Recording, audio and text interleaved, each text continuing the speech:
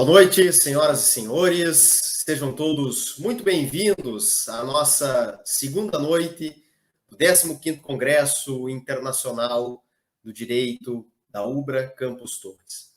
É um prazer estar na tua presença, na tua companhia, nesta noite especial. Eu sou o professor César Lima, coordenador do curso de Direito da UBRA Torres, e quero saudar a presença em especial dos nossos alunos e alunas, egressos do nosso curso de Direito e toda a comunidade jurídica do Litoral Norte e Sul de Santa Catarina. O nosso curso de Direito sente-se muito honrado em realizar essa 15ª edição do nosso já tradicional Congresso Internacional de Direito. Na versão online, ainda por conta das restrições da pandemia, com o objetivo de proporcionar aos estudantes e profissionais do direito um estudo interdisciplinar com questões teóricas e práticas das carreiras jurídicas. Além das atividades expositivas, também integrado ao nosso 15º Congresso, tivemos hoje à tarde os grupos de trabalho do 12º Salão de Iniciação Científica do curso de Direito, com a participação de acadêmicos que apresentaram os seus resumos e pesquisas realizadas ao longo da graduação. Antes de iniciarmos, então, com as atrações da nossa segunda noite, gostaria de agradecer o empenho e engajamento do corpo docente do nosso curso de Direito nesta organização da 15ª edição do nosso congresso. É uma alegria também participar com colegas coordenadores, com apoio da coordenação do curso de Direito da UBRA São Jerônimo, da professora Alessandra Mizuta, do curso de Direito de Canoas, com a coordenação da professora Franciele Marisco, e principalmente o apoio que nós temos dos nossos alunos e alunas aqui do curso de Direito da UBRA Torres. Não esqueça de deixar o seu comentário, não esqueça de participar e interagir, divulgar e nos marcar nas redes sociais para divulgarmos ainda mais essa importante e brilhante noite que teremos de evento na nossa segunda noite. Para então apresentar as atrações que teremos a seguir, teremos como palestra de abertura a doutora Melissa Guimarães Castelo, que irá abrilhantar a nossa noite com uma fala sobre o que faz um advogado público, semelhanças e diferenças entre a advocacia privada e a advocacia pública. A doutora Melissa terá companhia dos nossos professores mediadores, professor Eduardo Bazanella e Alexandre Quartier, e na sequência teremos a palestra da doutora Amita Leão Barcelos Mileto, que irá abordar o tema relacionado a métodos autocompositivos e a importância do SEJUSC como instrumento de política pública e pacificação social, que terá companhia dos mediadores, nossos professores Graziela Lotemer e Adamo Brasil Dias, e na sequência, fechando a nossa noite de exposição, a doutora Mariana Fernandes, que também irá trabalhar sobre a mediação de conflitos, um caminho profissional possível, irá então apresentar essas questões práticas. Ao final, teremos um sorteio do nosso livro que foi lançado no evento na noite de ontem e que foi desejado por muitos alunos. Então, fiquem conosco na nossa audiência e, e já quero convidar os professores mediadores Alexandre Quartier e Eduardo Bazanella para integrarem a nossa sala e realizarem aí a apresentação da nossa palestrante convidada. Professor Alexandre Quartier, seja muito bem-vindo. Meu caro coordenador, professor César, que alegria estar aqui, ainda mais quando estamos falando aí de mais um grande evento do nosso curso, um evento já sedimentado no tempo, no calendário acadêmico de muitas instituições. Então é com muita alegria que faço essa participação, saudando o professor Bazanella, que é um expoente técnico do nosso corpo docente, e dando boas-vindas a todos que participam de mais um congresso da magnitude que é o Congresso de Direito da UBRA Torres. Muito obrigado, professor Alexandre. Professor Eduardo, seja muito bem-vindo. Muito obrigado, professor César. Boa noite, professor Alexandre. Saúdo nossos alunos, ouvintes do nosso 15º Congresso Internacional, e espero que tenhamos uma ótima noite hoje. Já temos a certeza que seremos abrilhantados por excelentes palestras na noite de hoje. Que maravilha! Então já convido ao professor Eduardo para fazer a apresentação da nossa primeira palestrante da noite, já agradecendo, em nome do nosso curso de Direito, em nome da Ubra Torres, a presença da doutora Melissa e uma boa palestra a todos nós. Bom, então, saúdo novamente todos, convido a professora doutora Melissa para compor a banca aqui conosco. É uma enorme saudação, professora, é um enorme prazer estar com a professora Melissa Guimarães Castelo, amiga de longa data, colega de tempos de pós-graduação, e colega de grupo de pesquisas, ainda nossas pesquisas não terminam.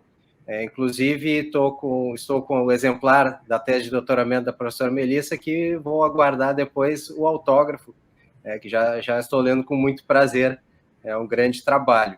A professora Melissa é procuradora do Estado do Rio Grande do Sul, coordenadora setorial junto à Central de Licitações do Estado aqui, doutora em Direito pela Pontifícia Universidade Católica do Rio Grande do Sul, mestre em Direito pela Universidade de Oxford, e agora atualizando, porque desde ontem, se eu não me engano, presidente, eleita da Fundação Escola Superior de Direito Tributário, a qual também já transmito meus parabéns. Professora Melissa, como eu disse, é um grande prazer, é uma admiração da professora, tanto academicamente quanto profissionalmente, e ficamos a ouvir as suas palavras sobre o nosso tema de hoje. Bom, boa noite a todos. Eu queria começar agradecendo o convite, especialmente ao Dr. Eduardo Bazanella, que, como ele falou, é um amigo de longa data e ele me fez o convite logo em seguida a defesa da minha tese de doutorado, e a gente debateu, eu e o Dr. Eduardo, a gente tem uma paixão em comum, que é a tributação da economia digital. Nem sempre concordamos, temos alguns pontos de vista diferentes, mas gostamos muito de debater essa matéria. Depois, conversando com o Dr. César, a gente delimitou o tema da conversa de hoje e identificamos que o tema sobre a carreira do advogado público, ele seria um tema mais, não sei se mais atrativo, mas mais abrangente. Então, a minha proposta hoje é falar um pouco sobre a minha vida, né? A minha vida enquanto advogada pública e comparar com a experiência de advocacia privada, né? Antes quero cumprimentar o professor Alexandre Quartier, é um prazer estar aqui nessa sala, dividir essa sala com o senhor também, né? Eu ouvi quando o Dr. César leu a programação que a palestra seguinte à minha, ela será uma palestra sobre Sejusc e no final da noite uma palestra sobre mediação e métodos autocompositivos. Então fica aqui a dica, fiquem até o final, porque o importante está por vir, né? Então, sim, a minha experiência tanto como advogada pública, como no passado a minha experiência de advocacia privada, indicam que o advogado beligerante, o advogado que recorre por recorrer, o advogado que não tenta compor um conflito, está perdendo espaço para um novo advogado, que é o advogado que compõe litígios, né? E vai ser muito bom para os clientes de vocês, sejam qual cliente for, se vocês, quando se formarem advogados, usarem o Sejusc, usarem técnicas de mediação e conciliação. Então, quanto antes vocês tiverem noções e contato com a matéria, melhor. E com isso eu quero parabenizar a organização do 15º Congresso Internacional da Ubra Torres por ter escolhido esses temas. Eu acho que são muito pertinentes e muito atuais. Mas então, como eu falei, minha ideia hoje é conversar um pouco sobre o meu papel enquanto advogada pública, né? E daí eu vim planejando a fala e daí eu percebi, eu tenho quase 20 anos de formato. E para vocês que estão me ouvindo, vocês estão pensando, pá, essa tia já era advogada, eu nem era nascido ainda, né? Mas é mais ou menos por aí, tá? E desses 20 anos de formado, eu passei metade na advocacia privada e metade na advocacia pública, né? É uma situação um pouco diferente. A maioria dos meus colegas, eles são profissionais que, desde o início das suas carreiras, sabiam que queriam ingressar no serviço público, e daí, no cenário de advocacia pública, hoje é muito raro alguém se formar e entrar, até porque tem um período que tu tem que ter de experiência profissional, mas muitos são assessores de juízes, assessores da procuradoria, e acabaram entrando no serviço público como advogados públicos. São poucos os que, como eu, tiveram uma experiência de advocacia privada. E eu reputo assim que foi muito bom o meu tempo de advocacia privada, porque eu tive condições de compreender o que faz um advogado, eu tive condições de entender que a advocacia não é só processo e que a gente não conta o trabalho por número de petições. E eu trago um pouco dessa bagagem de advocacia privada para o serviço público, né? E isso repercute, acho que na minha carreira, de uma forma bem interessante. Então, a primeira dica para quem está aí ouvindo e pensando, quero ser advogado público, é faz um pedágio na advocacia privada, né? E esses dias eu li um texto muito legal que foi publicado no Jota por uma advogada da área de compliance. Era uma entrevista, eu não lembro o nome da pessoa. E era uma entrevista assim, o que você deve saber para se tornar uma advogada bem-sucedida na área de compliance? E uma das coisas que ela falava assim, faça um pedágio no serviço público, pode ser que você goste e passe o resto da sua vida por lá. E a minha dica é um pouco ao contrário, faça um pedágio na área privada, pode ser que você goste e passe o resto da sua vida por lá, né? Então, eu acho que é muito importante, nesses anos iniciais da nossa formação, experimentar, né? E experimentar na vida acadêmica, né? E daí o Eduardo falou que eu fiz mestrado, daí agora recentemente fiz doutorado, também outra coisa, eu fiz mestrado, passei 10 anos, depois fui fazer o doutorado, né? Mas assim, fazer essa experiência acadêmica de pós-graduação, ela é muito enriquecedora e a gente tem uma visão de como abordar problemas jurídicos muito diferenciadas se a gente faz pesquisa científica. E daí eu ouvi ali nos comentários iniciais que a gente teve rodadas do Salão de Iniciação Científica hoje à tarde, né? O Salão de Iniciação Científica é uma ferramenta bárbara para a formação do aluno de direito, né? Eu sempre participei quando eu era aluna, participava de todos os salões que me eram possíveis, né? E eu acho que vale muito a pena. Para vocês terem uma ideia de como é marcante a experiência do Salão de Iniciação Científica, o primeiro trabalho que eu apresentei num Salão de Iniciação Científica era um trabalho em que eu analisava a tributação dos provedores de acesso à internet. E eu pensava se devia incidir ICMS ou ISS. Isso literalmente no milênio passado. Tá?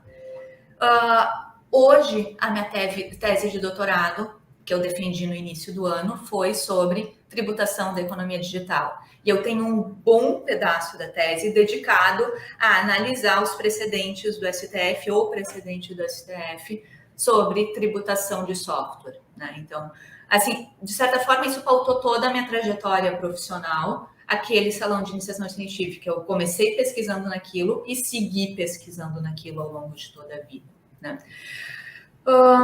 Então, assim, é importante a gente variar as experiências no início da carreira, né?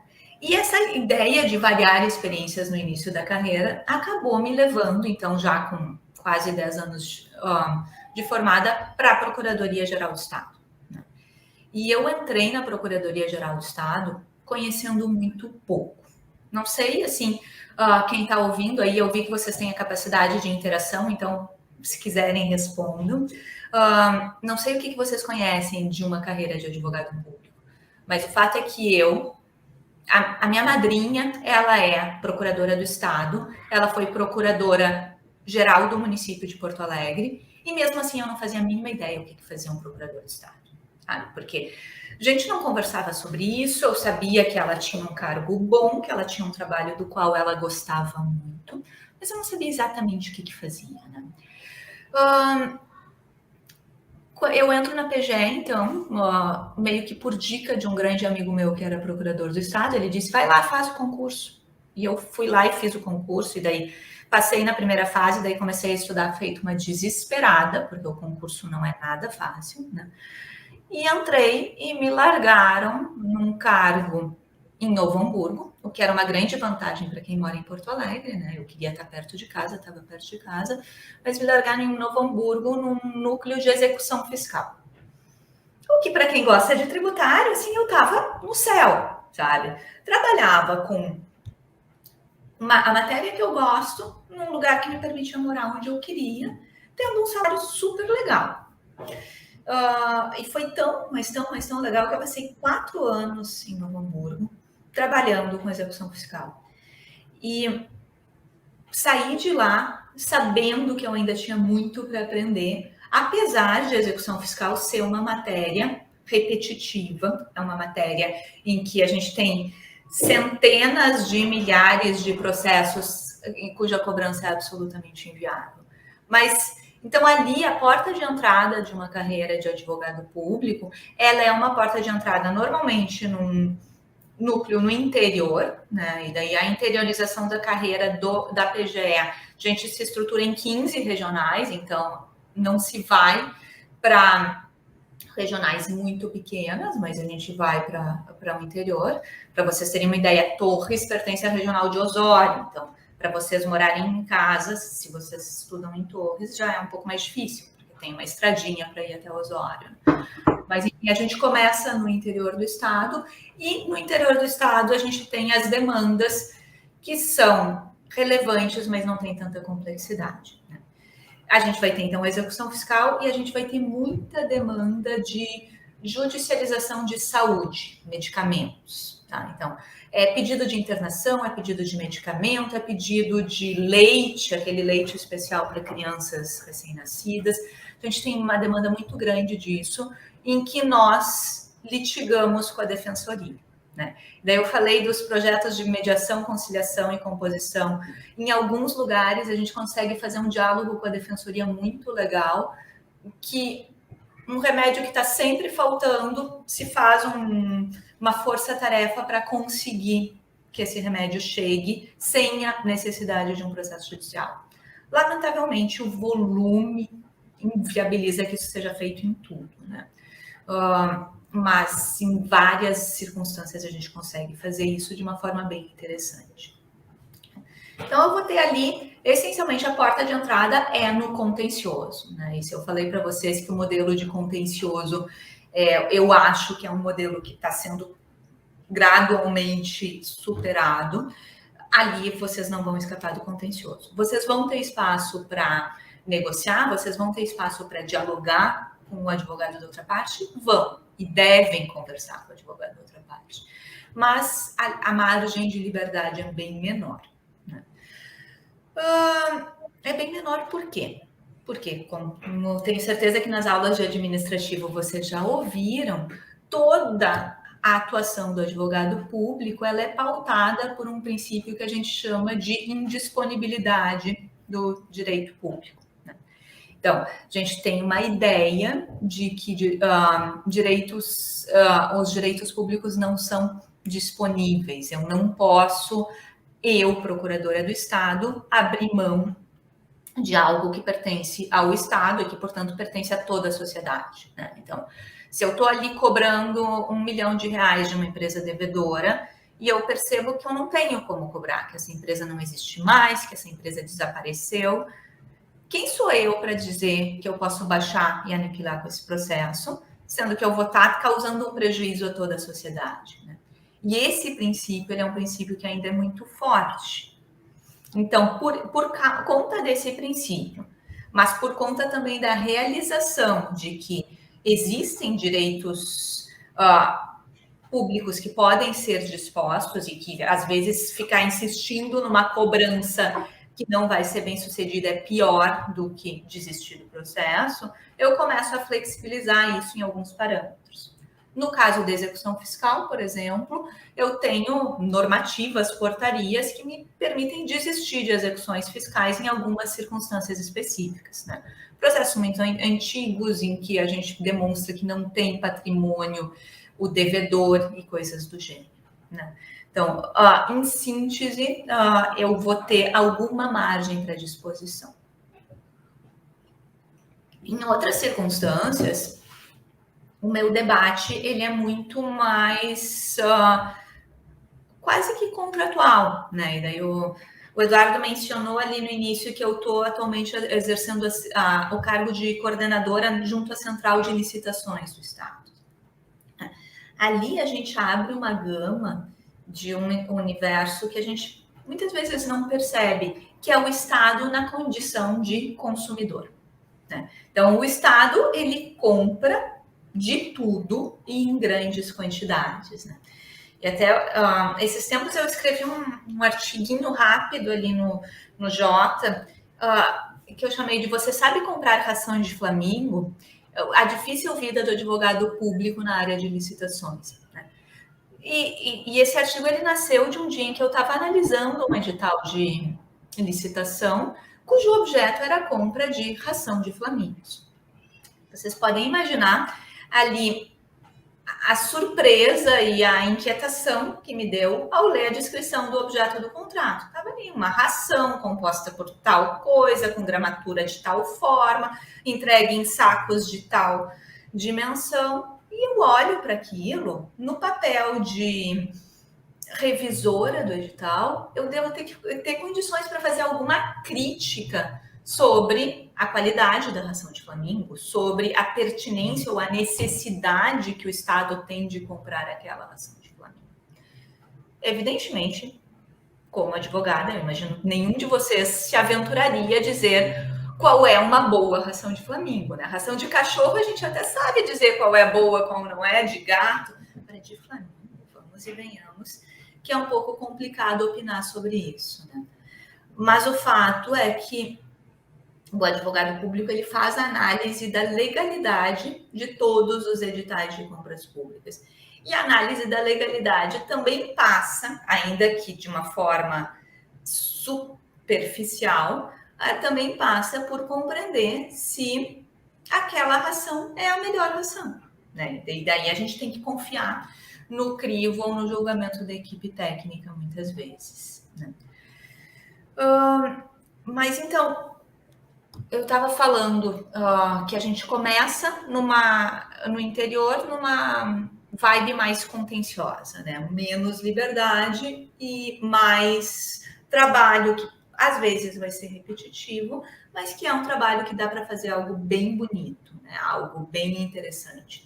Na área de execução fiscal, a gente começa a analisar grupo econômico, a gente começa a analisar estruturas empresariais eventualmente fraudulentas e começa a fazer um trabalho de cobrança um pouco mais inteligente do que simplesmente peticionar sem maior reflexão no processo, né? Isso é só um exemplo, mas tem várias outras processos relevantíssimos. Aliás, vocês estão aí em Torres, o maior processo que o Estado do Rio Grande do Sul ainda tem é o processo de regularização da área do Parque da Guarita, né? É um processo que eu falei que a minha tia era procuradora do Estado, quando ela era procuradora do Estado, e ela já deve estar aposentada há uns 30 anos, ele já existia e ele segue existindo, sabe? Aqueles processos que tomaram uma dimensão de complexidade que dificilmente a gente vai conseguir solucionar, né? Por outro lado, na medida que a gente vai evoluindo na carreira, a gente vai enfrentando coisas mais sofisticadas. E eu acho que é natural isso, né? E é o natural da evolução da carreira a gente agregar complexidade ao trabalho, né? E eu vim para Porto Alegre relativamente cedo, né? Eu tinha 4 anos de Procuradoria do Estado, né? Nem isso, não estava aprovada no estágio aprovatório, então eu tinha menos de 3 anos, quando me chamaram para assessorar o Procurador-Geral do Estado. E daí foi, assim, uma grande aventura, porque eu estava ali bem jovem, e bem jovem na carreira, bem inexperiente, e me colocaram com uma função que era fazer o apoio jurídico para o secretário de transportes da época, que ele me perguntava coisas assim, como se eu tivesse que saber a resposta na hora, né? E essa atividade que eu fiz lá, que é mais ou menos a que eu faço agora, que é a atividade de assessorar secretários de Estado, ela é das mais desafiadoras que existe.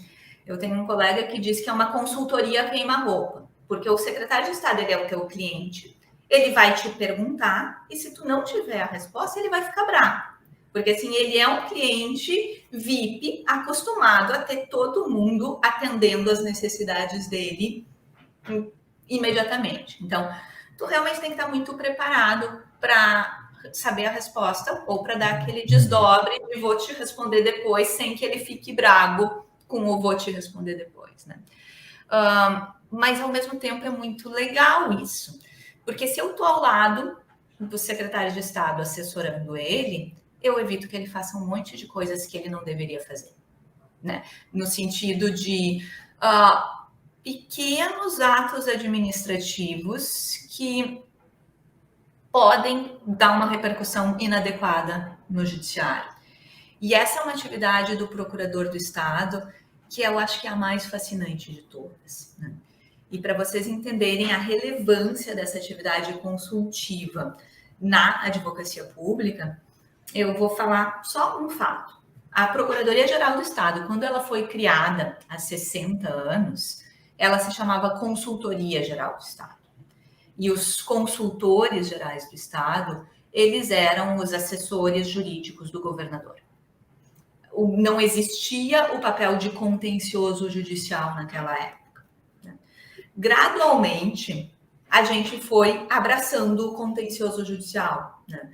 E principalmente o pessoal das antigas relata que no pós-88 o hábito de litigar com o Estado explodiu. E daí, quem é mais antigo vai saber que a gente tem não só essas ações de medicamento, que hoje estão no grande volume da PGE, mas nós temos muita ação de servidor público. Tá? É o professor que reclama de uma parcela de não sei quantos %, é o brigadiano que reclama do vale alimentação, o reajuste do vale alimentação. E essas pequenas ações de valor baixo para o Estado, elas assumem um volume muito grande, né? E no pós-88, essas ações elas foram aumentando. Quando eu entrei na PGE em 2010, nós tínhamos 1 milhão de processos ativos. Tá?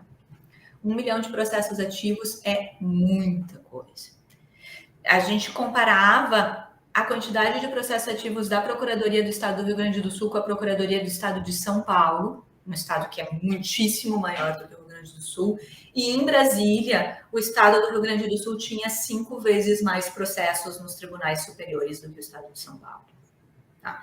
Por quê? Porque nós, gaúchos, litigamos muito. E assim, é fato, e é sintoma, de certa forma, do nosso desenvolvimento, né? As pessoas têm acesso a instrumentos jurídicos para reclamar dos seus direitos, né? Então, a pessoa que está se sentindo lesada porque não recebeu um medicamento, porque está achando que deve ganhar uma parcela de salário que ela não está ganhando, ela consegue chegar ao judiciário, seja através de um advogado privado, seja através da defensoria, e isso repercute em uma ação judicial contra o Estado do Rio Grande do Sul. A estratégia da PGE, num primeiro momento, era contestar tudo. Lembram da indisponibilidade do direito público? Como é que eu vou deixar de recorrer se o direito não é meu, se eu não tenho autorização para dispor desse direito? Aos poucos, nós fomos criando parâmetros e matérias em que já tinha decisão do Tribunal Superior. Hoje em dia, a gente nem contesta. Tá? Não é nem assim que a gente não recorre. Tem setores da PGE em que a pessoa ajuiza a ação, a gente apresenta o cálculo, tipo, aguarda a tua fila na vez da RPV, que tu vai ganhar a requisição de pequeno valor. A gente nem começa o litígio porque a gente já sabe que é uma matéria perdida. Então, aos poucos, a gente começou um trabalho de contenção do litígio nos tribunais superiores.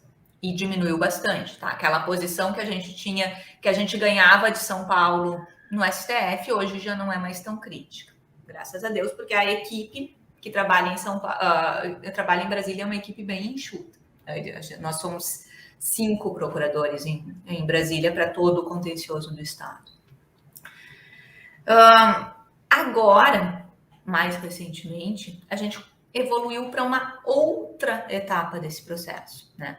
Primeiro depois a gente parou de contestar, parou de recorrer em teses de acordo com parâmetros pré-definidos, teses que eram perdidas. E agora a gente vai na atividade de consultoria, a gente entrou dentro das secretarias para evitar que esse direito do cidadão não seja atendido, né? Então, a gente retornou à origem da PGE. Se na origem da PGE nós éramos Consultoria Geral do Estado, nós estamos gradualmente voltando para isso, né? E é um processo que eu estou achando assim, muito legal e muito bonito, porque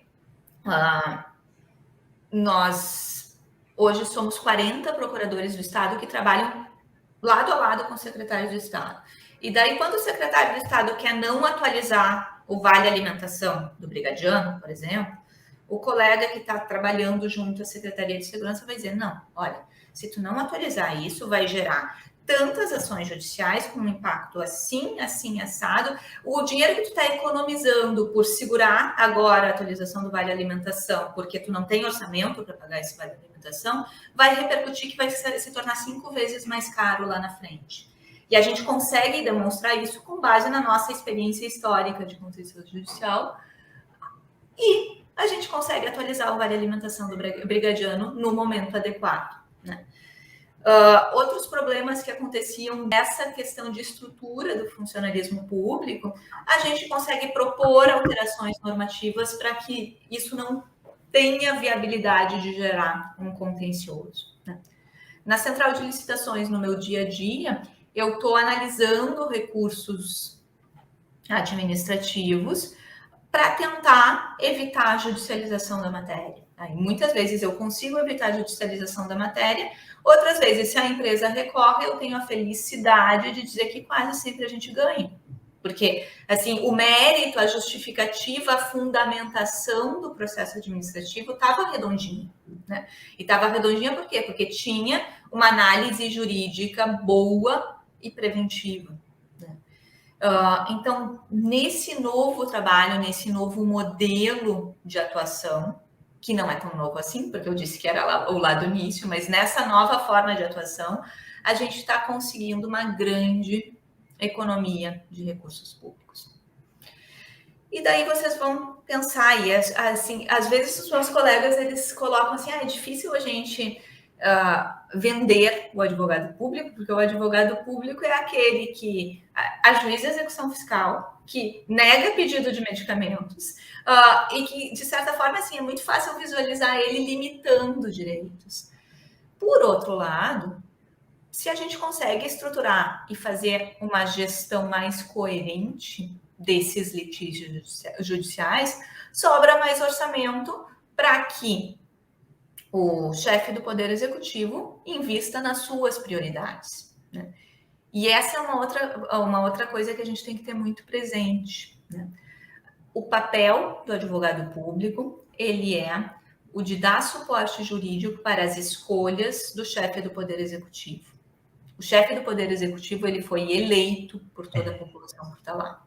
Independentemente se ele é de esquerda, se ele é de direita, se ele é bom, se ele é ruim, se ele é alto, se ele é baixo, não interessa. Ele tem legitimidade democrática para estar lá. E porque ele tem legitimidade democrática para estar lá, o nosso papel é viabilizar que as vontades políticas dele aconteçam, né? E até hoje eu estava conversando com um colega, é um colega bem antigo na carreira, já teria tempo para estar aposentado. E ele tem uma história muito interessante, que é assim, Na época em que o governo do estado resolveu privatizar as estradas na gestão, lá na década de 90, que a gente concedeu várias estradas para iniciativa privada, ele trabalhou feito um louco para colocar os editais de concessão em pé. Ele revisou todos os editais e viabilizou as concessões. Passados alguns anos, o novo governador resolveu que estava na hora de encerrar aqueles contratos administrativos. Os contratos estavam chegando no seu prazo e o governador, por uma opção política de governo, entendeu que ele não renovaria os contratos de concessão e que ele ia criar uma empresa pública, a EGR, a Empresa de Gestão de Rodovias, para administrar essas mesmas estradas. O encerramento dos contratos de concessão gerou litígios milionários, talvez bilionários, contra o Estado. Processos extremamente complexos, com volumes gigantescos na época em que os processos ainda eram no papel. Esse meu colega representou o Estado em todos os processos. Por quê? Porque não tinha ninguém no Estado que conhecesse tão bem os contratos de concessão quanto ele. Mas vocês vejam, ele trabalhou para o governador que queria conceder rodovias e ele trabalhou para o governador que queria encerrar as concessões. E ele trabalhou com o mesmo afinco nos dois, né? E quando queríamos conceder rodovias, as rodovias foram concedidas, e quando queríamos encerrar as concessões, houve o encerramento das concessões e nós ganhamos aqueles processos, quase todos. O filtro, e esses dias alguém me perguntou num outro evento, mas tu não te sente mal em trabalhar para um governador com quem tu não tem afinidade? Assim, o meu cliente pode fazer coisas, às vezes, que eu não concorde, mas o meu papel como advogado, e o mesmo vale para um advogado privado, aliás, né? O meu papel como um advogado é dar a melhor defesa possível para aquele ato administrativo. Por favor, não me interpretem mal. Se eu identifico que o meu cliente está cometendo uma ilegalidade, um ato de corrupção, eu sou advogada do Estado, eu não sou advogada do governo. E se eu identifico que existe um ato de ilegalidade, um ato de corrupção, eu não vou autorizar aquela atuação. Eu vou fazer tudo que está ao meu alcance para que aquilo não aconteça, né? Por outro lado, se o ato é legal, legítimo, independentemente de eu ser favorável ou não, o meu papel, o meu cargo exige que eu defenda ele, que eu tente dar segurança jurídica para ele, que eu tente defender em um processo judicial ou que eu tente fazer uma composição administrativa, né? Então, isso é uma coisa muito importante e muito interessante. O advogado público, ele não tem partido, ele não pode ter partido, porque senão ele não vai conseguir exercer a sua carreira bem nas oscilações, especialmente num estado que nem o Rio Grande do Sul, que a cada 4 anos a gente muda da esquerda para a direita e vice-versa, né? Então, fica difícil tu ser muito apegado a um partido e conseguir exercer bem as suas atribuições, né? Dito isso, a gente também tem que entender, eu acho que eu já estou me encaminhando mais assim para o final, a gente tem que entender que a gente tem um papel amplo de proteção dos interesses do Estado, né? E daí, como eu já disse, identificando atos de corrupção ou qualquer coisa do gênero, o nosso dever é de impedir que eles aconteçam, né? Mais recentemente, eu acho que já fazendo um link com uma próxima fala que vocês vão ter, mais recentemente a Procuradoria do Estado ela vem se abrindo para métodos alternativos de solução de controvérsias, né? Nós temos atualmente um centro de conciliação e mediação, que ele foi pensado, e talvez vocês nunca tenham ouvido falar dele, porque o escopo dele é um escopo mais limitado. Centro de Conciliação e Mediação da PGE foi pensado para resolver conflitos entre o Estado do Rio Grande do Sul e outros entes da federação, ou entre órgãos da administração pública. E esses conflitos entre órgãos da administração pública são a coisa mais ridícula que vocês já vão ver. É todo mundo Estado, e daí, de repente, eu tenho o DAER brigando com a EGR, porque eles acham, um acha que A e outro acha que B. Eu já tive circunstâncias em que eu enfrentei, em que o representante da Secretaria de Segurança queria ajuizar uma ação judicial contra o diretor da companhia de informática, da Proceres, sabe? Não tem como acontecer uma coisa dessa, não tem sentido uma coisa dessas. E esse tipo de conflito a gente leva para o Centro de Conciliação e Mediação.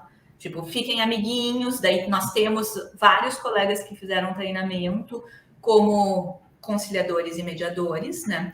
Com foco e com ênfase nas especificidades do serviço público, mas eles vão tentar mediar esses conflitos e solucionar extrajudicialmente. Outro tipo de conflito que vai muito para o Centro de Conciliação e Mediação são conflitos com os municípios, né? Eu tive uma atuação uma época em que eu analisava a prestação de contas de convênios, tá? Daí eu tenho muitos... O que são os convênios? Os convênios são instrumentos através dos quais um ente da federação repassa recursos públicos para outro ente da federação. Então, eu tenho um convênio entre o Estado do Rio Grande do Sul e o município de Torres, tá? Eles acordam que eles vão fazer um ginásio em Torres, tá? E daí eles definem que vai custar R$1 milhão, dos quais 80% vai ser pago pelo Estado e 20% vai ser pago pelo município, tá? O Estado repassa os R$800 mil para o município de Torres, o município de Torres contrata a construtora e constrói o ginásio, tá? Ao fim disso, o município de Torres vai prestar contas do ginásio. E daí, o Estado vai fazer um comparativo entre o que estava no projeto e o que foi entregue. Se vocês já fizeram alguma obra em casa, vocês sabem que nunca está absolutamente igual, tá? Faltou a torneira tal, o móvel tal não era da qualidade especificada. Pequenas coisas, às vezes grandes, mas graças a Deus, na maior parte das vezes, pequenas coisas que são um pouquinho diferentes do projeto. Pela legislação, se o projeto não é absolutamente, integralmente executado, a condenação é que o ente celebrante do convênio tem que devolver todo o dinheiro, tá? Então, eu entreguei R$800 mil para o município de Torres, o município de Torres colocou um ginásio em pé, só que a goleira não tinha a especificidade técnica que estava no projeto. E daí, o ato administrativo que sai do Estado do Rio Grande do Sul normalmente me devolve os R$800 mil. Não tem sentido, né? Chega esse tipo de processo chegava para mim, tá? Às vezes eram coisas pequenas, o inadimplemento, às vezes eram coisas maiores, mas muitas vezes tu via assim que o município, e municípios muito pequenos, municípios de menos de 5 mil habitantes, eles tinham se esforçado para executar aquele projeto e não conseguiam por motivo A, motivo B. Nesses casos, a gente normalmente usa o Centro de Conciliação e Mediação para tentar fazer um novo ajuste de contas e para tentar delimitar se efetivamente tem que ressarcir alguma coisa e definir quanto que tem que ressarcir.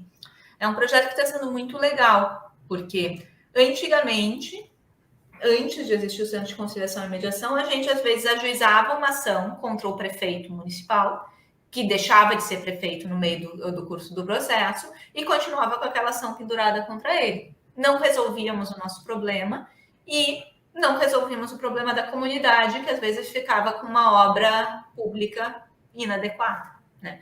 E através da composição a gente consegue dizer, tá, a goleira não está servindo, coloca mais um dinheirinho e troca a goleira. E daí eu homologo a prestação de contas, né? Eu consigo fazer esse tipo de diálogo.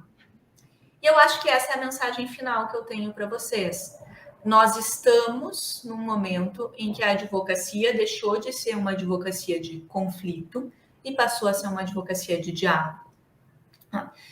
Para vocês terem uma boa carreira, seja como advogado público, seja como advogado privado, vocês têm que saber sentar e conversar. Tá? Isso é o essencial. Vocês têm que saber brigar, engrossar, jogar com os argumentos e deixar a outra parte com medo. Tem, porque isso faz parte de ser advogados, né? Isso é um meio assim, quem assiste Suits sabe bem do que eu tô falando, tá? Tem que ser Suits um pouquinho, porque senão a gente acaba perdendo tudo e o objetivo não é perder tudo. O objetivo é levar o teu conflito para o meio do caminho e resolver a situação do teu cliente, né? O meu cliente, ele tem muitos problemas. E o meu cliente, ele muda de chefe a cada 4 anos. Vocês podem imaginar que isso, para uma gestão, se vocês estão na iniciativa privada, vocês podem imaginar a complexidade disso. E entra um novo chefe querendo fazer tudo diferente, porque ele não concorda com o que o chefe anterior fazia. E o nosso papel é assegurar que o que ele quer seja feito e assegurar que o que deve ter uma continuidade, continue, né? E isso é muito importante identificar também, né? Tem projetos que, se eles acabarem ao cabo de 4 anos, não tem problema nenhum. Assim, a repercussão social é mínima e é uma questão de eleição de prioridades do governo do dia. Mas tem projetos que eles têm que ter a sua continuidade e que a gente tem que respeitar o legado que é dado de uma gestão para outra, né? E esses projetos também é nosso papel ser os guardiões para que eles continuem e para que eles cheguem ao resultado final.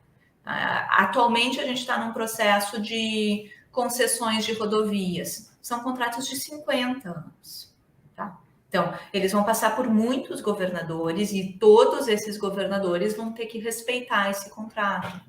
Eu tive a oportunidade de revisar um desses contratos e eu conversava com o secretário da época e eu dizia, tá, mas tem que fechar mais essa cláusula. E ele me dizia, mas eu queria fazer aberto para que o contrato possa evoluir, para que daqui a 50 anos ele ainda faça sentido. Eu, tá, mas se tu não fechar, no ano que vem entra outro governador e muda tudo, sabe? E daí a concessão não vai dar certo, porque que empresa privada entraria num negócio com insegurança jurídica, né? Então, a gente também tem que ter essa visão de que a perenidade de algumas negociações é muito importante, né?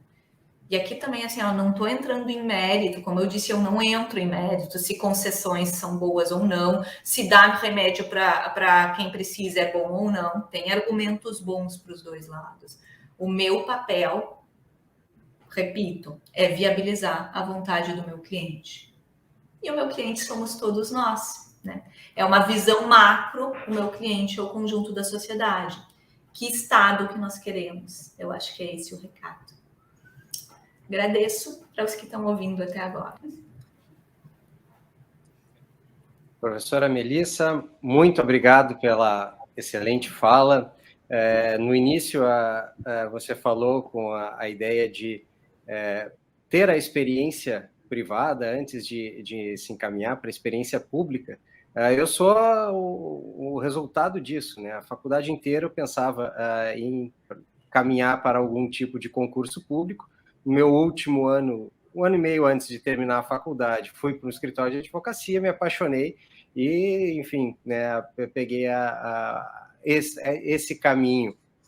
Então, a orientação inicial, acho que ela é válida para todos os nossos acadêmicos, para todos aqueles, até para também ter mais conhecimento e saber que esse tipo de experiência também é possível na advocacia pública, né? Nós sabemos o que um juiz faz, nós sabemos o que um promotor faz, mas raramente nós temos a experiência e a visão do que um procurador do Estado faz, a não ser aquela pessoa que assina a execução fiscal ou aquelas peças comuns que a gente está acostumado a ver, e Quem já foi também antes da iniciativa privada, fui estagiário em órgão público, passei pelo programa Progaíba, então toda a licitação de um programa que era de 30 anos, e tudo isso a gente, estando lá dentro, a gente percebe, mas a gente realmente tem sempre a dificuldade de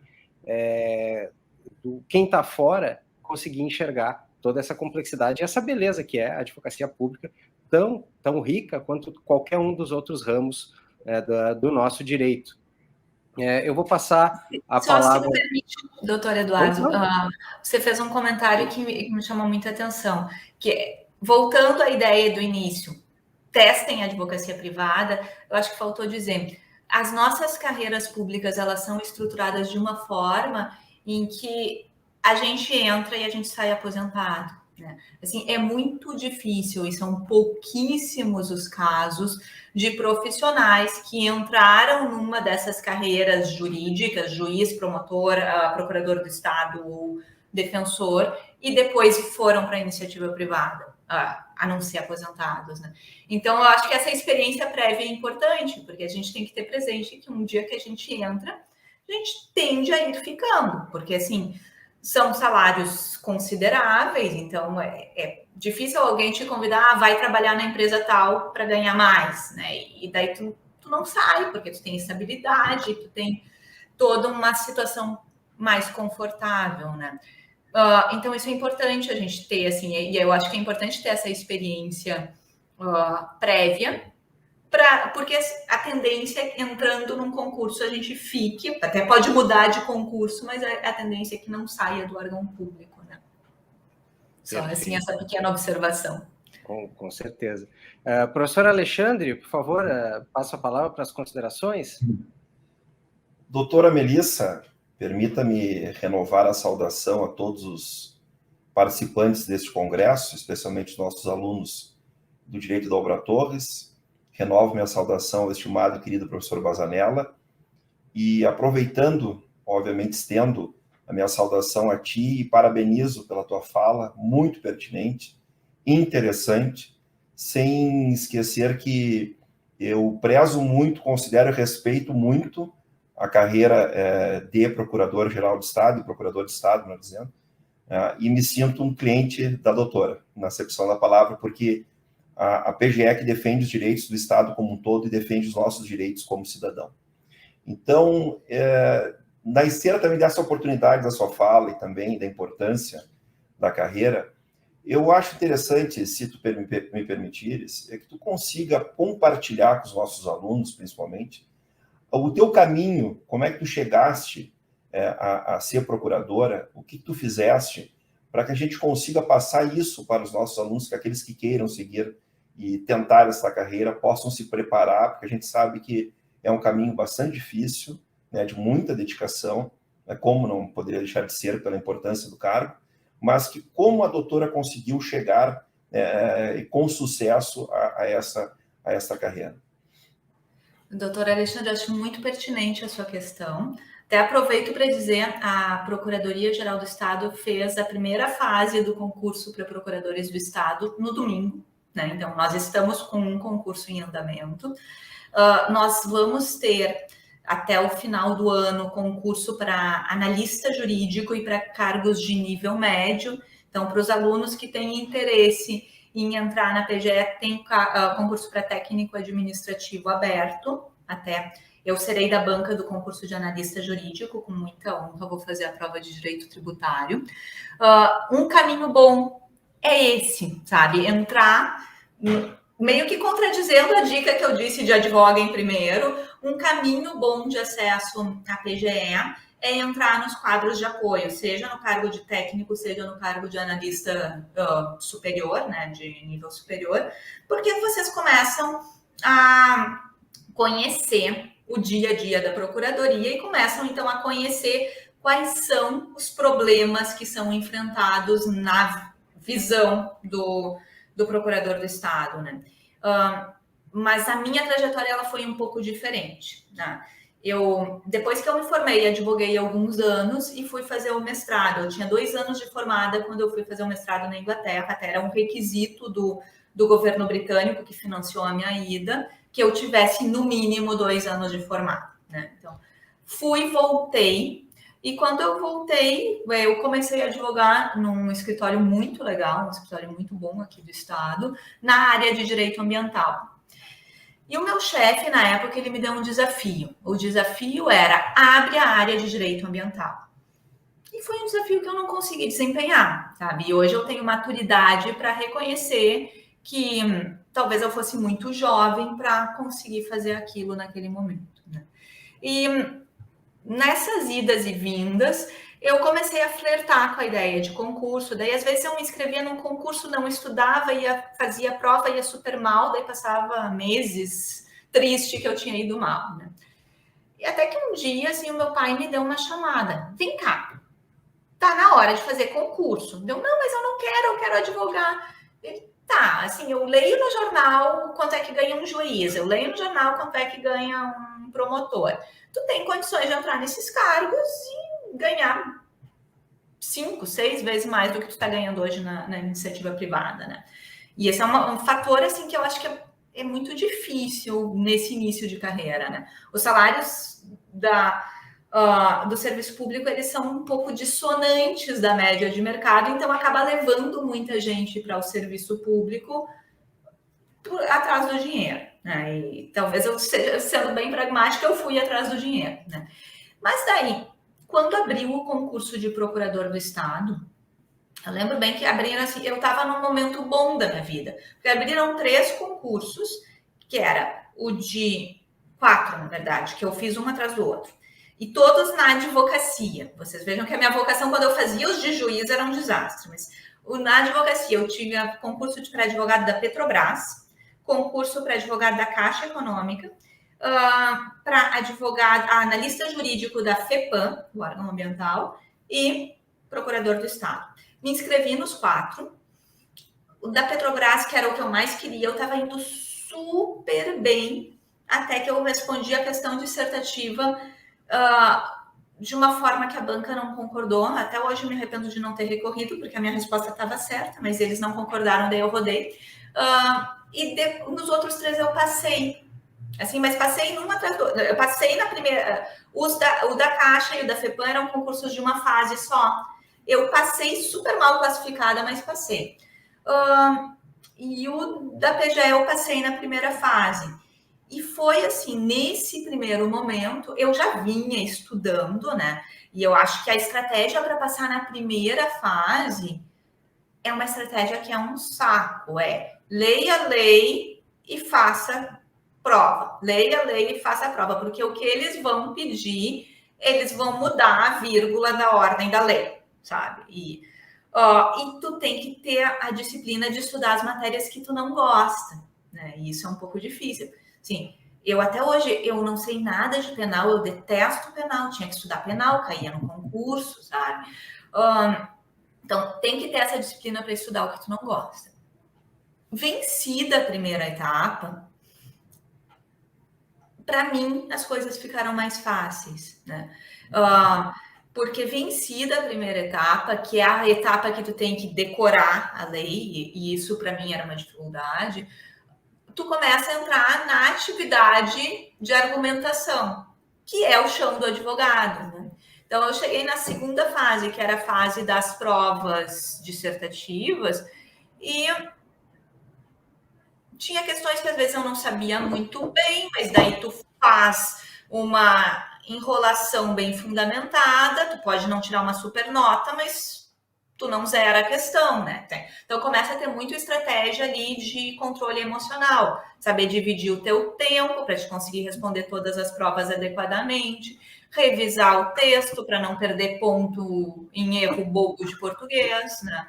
Então, é uma trajetória de muito estudo, sim, mas é uma trajetória também de muito autocontrole, né? Isso é importante.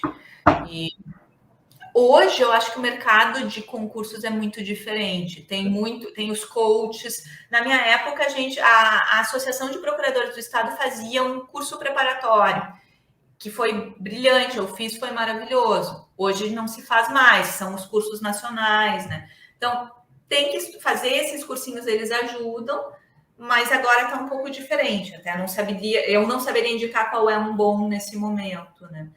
Mas, enfim, estudo e disciplina para estudar um pouco de tudo, né? Eu acho que seria mais ou menos por aí.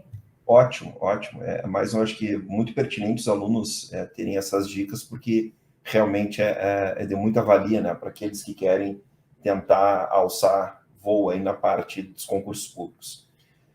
Doutora Melissa, eu vou abrir campo aqui, e não poderia deixar de ser diferente, para uma pergunta do nosso professor doutor Vinícius de Melo Lima, que é procurador, que é promotor, né, de justiça aqui na comarca de Torres, e vejo muito pertinente, né, a sua pergunta, até porque eu acho de interesse tanto das promotorias como também do Ministério Público e também da Procuradoria do Estado.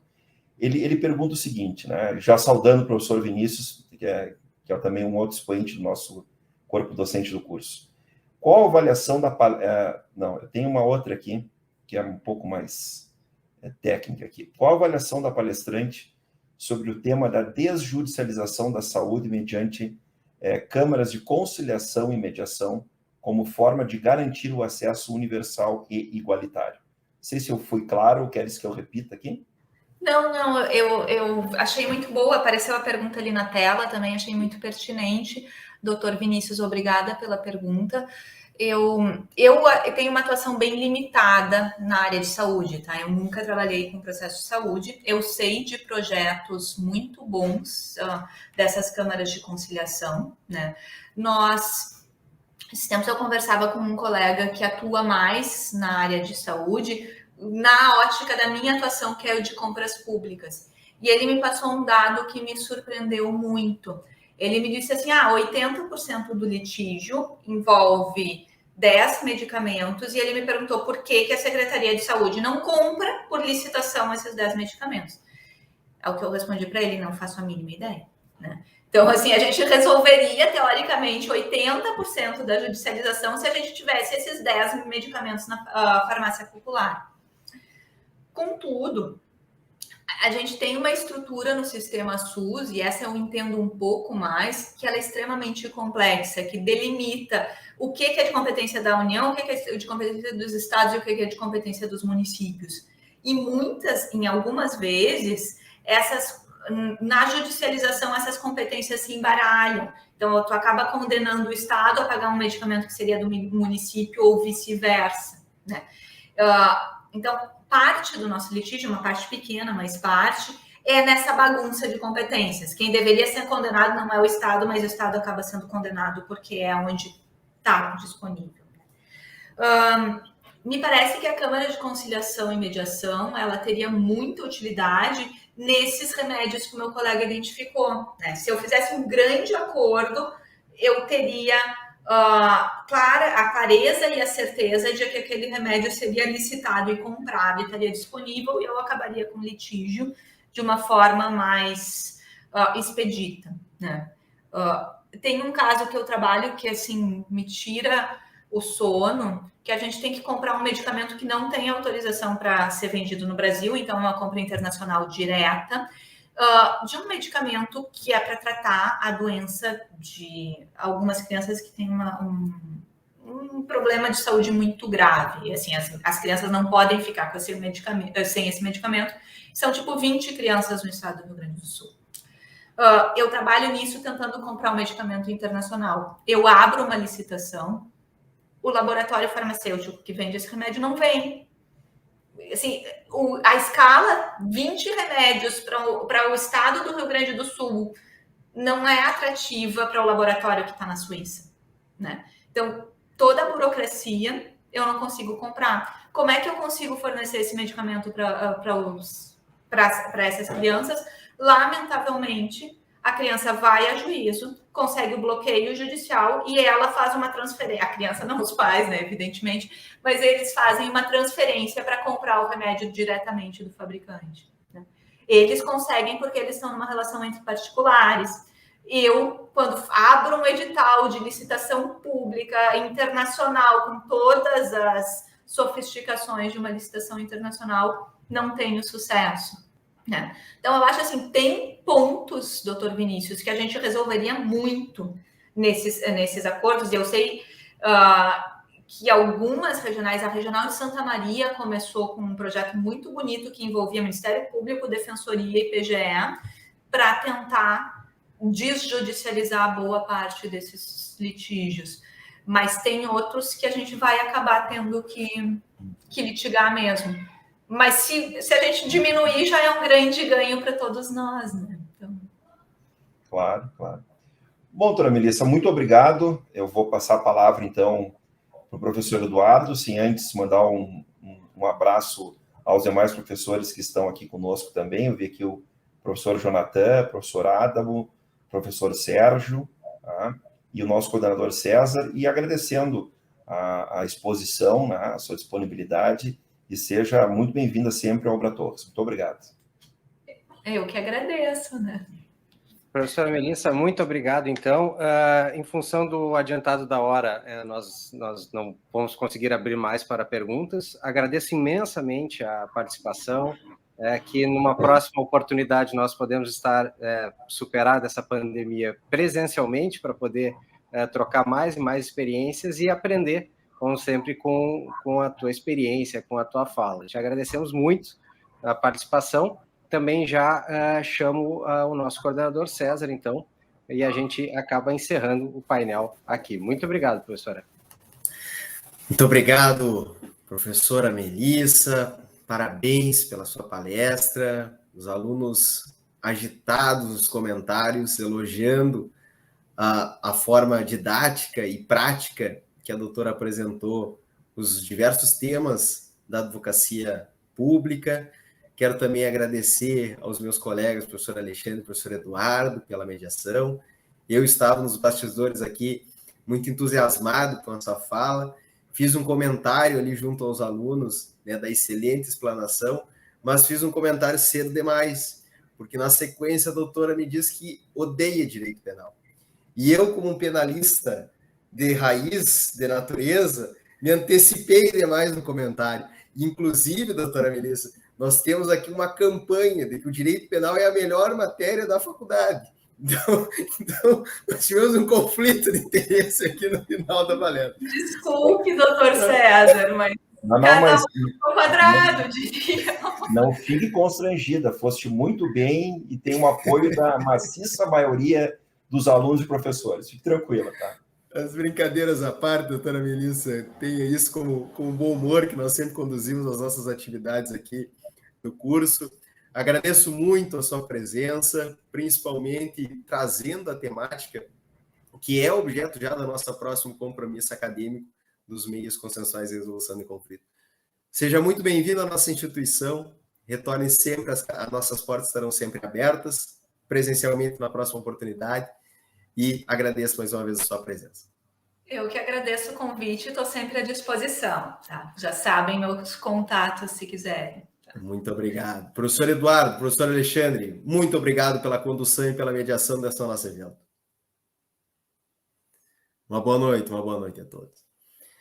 Então, colegas, vamos dar sequência, então, à nossa próxima convidada da noite, a nossa segunda palestrante. Mas antes de nós chamarmos a nossa palestrante, eu convido, o engajamento está excelente de todos os ouvintes do nosso congresso, audiência muito boa no nosso YouTube, a interação nas redes sociais também. Não esqueçam de comentar e também de marcar os perfis oficiais da Ubra Torres.